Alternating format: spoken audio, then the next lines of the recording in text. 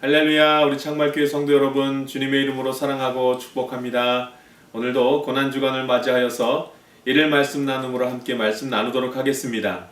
말씀은 마태복음 21장 18절에서 22절 말씀입니다. 믿음을 지키는 수고로움이란 제목으로 함께 말씀 나누겠습니다.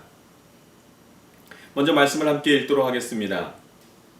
이른 아침에 성으로 들어오실 때에 시장하신지라 길가에서 한 무화과 나무를 보시고 그리로 가사 잎사귀밖에 아무것도 찾지 못하시고 나무에게 이르시되 이제부터 영원토록 내가 열매를 맺지 못하리라 하시니 무화과 나무가 곧 마른지라. 제자들이 보고 이상히 여겨 이르되 무화과 나무가 어찌하여 곧 말랐나이까.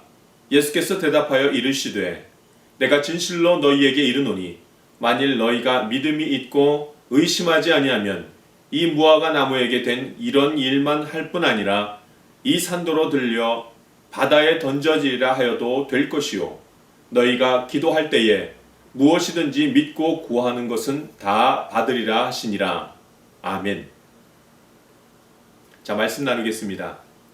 지금은 고난주간을 맞이하여 주님의 말씀을 묵상하는 중입니다.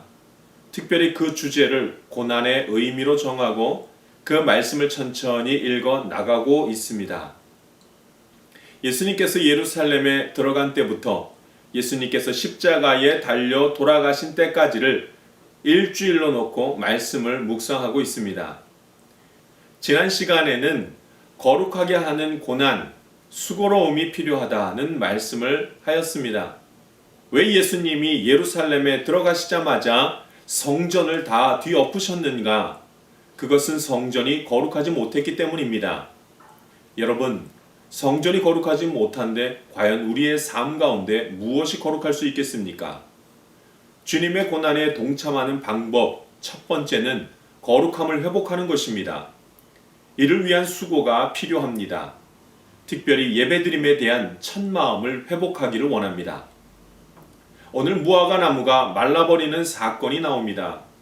예수님께서 시장하여 무화과 나무가 있는 곳으로 갔습니다. 그러나 그 나무에는 열매가 없었습니다. 그러자 예수님은 그 나무를 꾸짖습니다.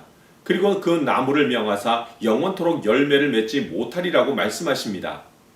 이 말씀에 무화과 나무가 곧 말라버렸습니다. 예수님은 먼저 열매 없는 것에 대해 관심을 가지십니다. 여러분, 열매가 있어야 합니다. 무화과 나무는 무화과 열매를 맺는 것이 마땅합니다. 왜냐하면 하나님께서 그렇게 만드셨기 때문입니다. 하나님의 자녀는 믿음의 열매가 있어야 합니다. 하나님께서 그것을 기대하시기 때문입니다. 열매로 그 나무를 알 수 있는 것처럼 열매로 그 자녀가 하나님의 자녀인지 아닌지 알 수 있는 것입니다. 저와 여러분은 열매가 있습니까? 믿음의 열매들이 있습니까? 믿음을 가지고 있기 때문에 나타나는 믿음의 행동들과 믿음의 사람들과 믿음의 공동체가 있습니까? 있어야 합니다. 하나님의 자녀들은 반드시 그 열매를 맺기 때문입니다. 무화과 나무에서 생긴 사건이 믿음에 관한 것임을 알 수 있는 근거가 그 다음 말씀에 따라 나옵니다. 예수님께서 명하자 무화과 나무가 곧 말라버렸습니다. 제자들이 이를 이상히 여겼습니다. 그때 주님께서 이렇게 말씀하십니다. 21절 말씀입니다. 너희가 믿음이 있고 의심하지 아니하면 이 무화과 나무에게 된 이런 일만 할 뿐 아니라 이 산도로 들려 바다에 던져지리라 하여도 될 것이요. 아멘. 무화과 나무의 사건은 바로 믿음에 대한 말씀으로 전환이 되었습니다. 의심하지 않고 믿음이 있는 자는 무화과 나무가 마른 것뿐만 아니라 산이 옮겨지는 역사도 보게 될 것이라고 말씀하고 있습니다. 처음에는 무화과 나무에 열매가 없는 것으로 꾸짖으셨으나 지금은 제자들에게 믿음이 없는 것으로 꾸짖고 계셨습니다. 과연 예수님이 예루살렘으로 두 번째 입성하시면서 어떤 마음이 드셨을까요? 첫날은 성전 정화를 하시면서 거룩하지 못한 것에 대한 안타까움이 있었습니다. 두 번째 날은 제자들의 믿음 없음을 두고 안타까워하고 계십니다. 믿음입니다. 예수님이 십자가에서 죽으시는 이유는 우리가 믿음이 연약하기 때문입니다. 예수님이 고난 받으신 이유는 우리가 이 믿음으로는 천국에 이르는 소망을 가지지 못할 것 같아서였습니다. 우리에게는 믿음을 지키는 수고로움이 있어야 합니다. 주님이 죽기 전에 믿음 없는 우리를 책망하셨기 때문입니다. 그런데 특별히 믿음을 지키는 수고로움은 열매를 의미합니다. 열매를 맺어야 하는 것이지요. 나의 입술이 믿음의 말을 하고 있어야 합니다. 나의 가정이 믿음의 가정이 되어가고 있어야 합니다. 나의 생각이 믿음의 생각들이 많아야 합니다. 이것이 열매지요. 아마도 우리는 지금 이 믿음의 열매들을 보고 있는 듯 합니다. 함께 예배드리지 못하는 가운데 우리는 어떤 예배자의 모습으로 살아갑니까?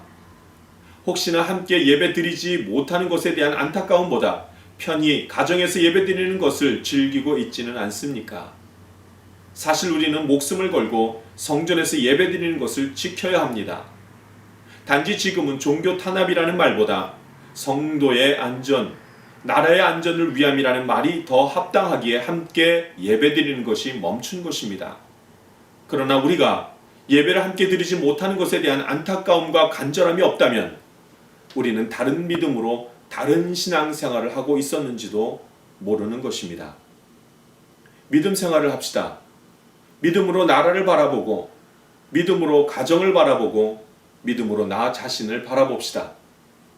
하나님이 나와 함께 하신다는 믿음이 있다면, 이 산을 저 산으로 옮기신다는 예수님의 말씀을 믿는 믿음이 있다면 하나님께서 주시는 엄청난 평안함이 나의 마음과 생각을 주장하는 것을 곧 느낄 수 있을 것입니다. 이를 위해서 예수님께서 죽으시고 예수님께서 고난받으신 것입니다. 오늘 하루도 저와 여러분이 믿음으로 살아가 믿음의 열매를 맺기를 소망합니다. 이것이 하나님이 우리에게 원하시는 거룩한 뜻입니다. 기도하겠습니다. 살아계신 하나님 아버지, 믿음으로 살아가게 하여 주시옵소서. 세상의 수많은 일들도 이 마음이 무너지지 않게 하시고 믿음으로 오직 하나님만 바라보게 하여 주시옵소서. 믿음이 있는 자에게는 주님 주신 평안함이 찾아올 줄 믿습니다. 오 주님, 모든 의심과 염려에서 벗어나게 하시고 모든 세상 유혹에서 벗어나게 하시고 오직 믿음의 열매들이 우리의 삶 가운데 나타나게 하여 주시옵소서. 예수 그리스도의 이름으로 기도합니다. 아멘.